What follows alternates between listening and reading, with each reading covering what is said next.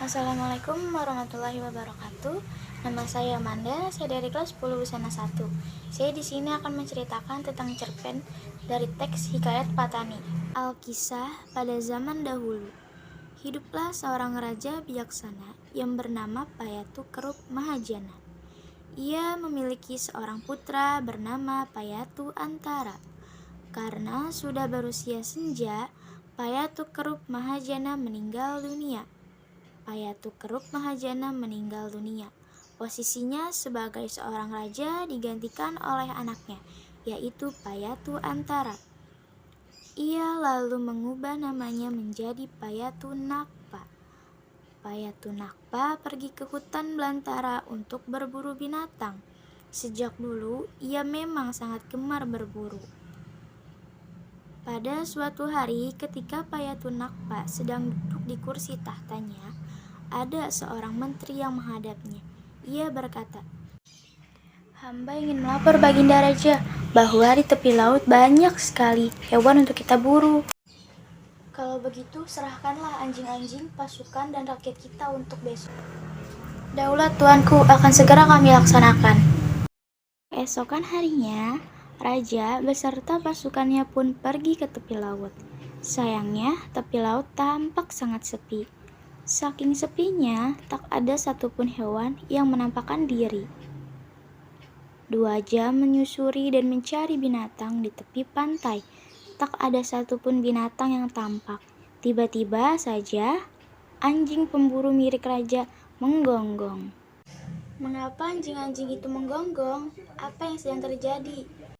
Lalu salah satu menteri pun mendapati jika para anjing pemburu itu melihat seekor rusa berwarna putih. "Ada rusa putih di dalam hutan, Raja." Dengan cepat sang raja mengejarnya. Sayang sekali, rusa tersebut berlari dengan sangat kencang, sehingga sang raja tak bisa menangkapnya. Karena hari sudah semakin sore, raja dan pasukan memutuskan untuk kembali ke istana. Raja mengutus pasukan untuk menemaninya esok hari guna mencari rusa putih tadi. Meski baru sekilas melihatnya, raja yakin jika binatang tersebut sangatlah berarti. Setelah pagi tiba, raja dan pasukannya bersiap-siap untuk menangkap rusa putih.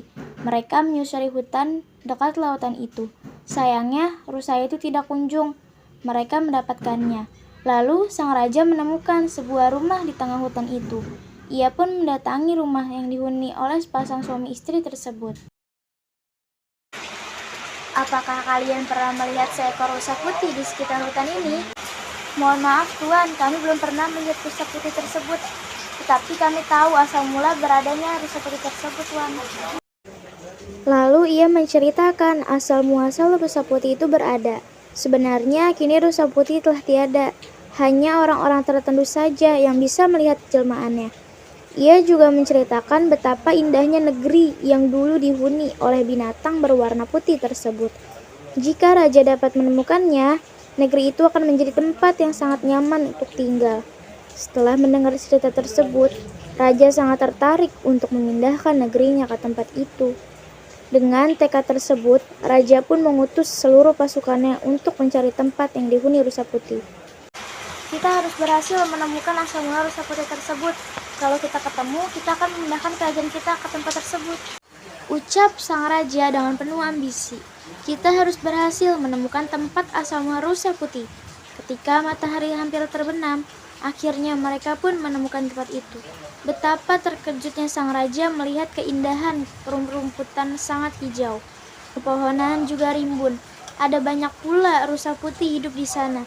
Selama lebih kurang 2 bulan, raja pun berhasil memindahkan negeri beserta rakyatnya ke tempat milik para rusa putih itu.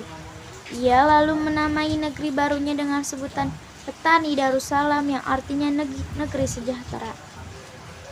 Setelah bertahun-tahun tinggal di Petani Darussalam, tiba-tiba raja terkena penyakit berat. Seluruh tabib terkenal di penjuru bumi ini tak ada yang bisa menyembuhkan sang raja. Karena itu, pemerintah kerajaan membuat sayembara. Siapapun yang bisa mengobati sang raja, ia akan diangkat menjadi menantu raja. Tak lama setelah sayembara itu diumumkan, datanglah Syekh Syahid yang ingin mencoba untuk menyembuhkan raja. Ia berkata kepada sang raja, Mohon maaf Baginda, apakah hamba bisa membantu Baginda? Tapi harus ada syarat yang Baginda penuhi.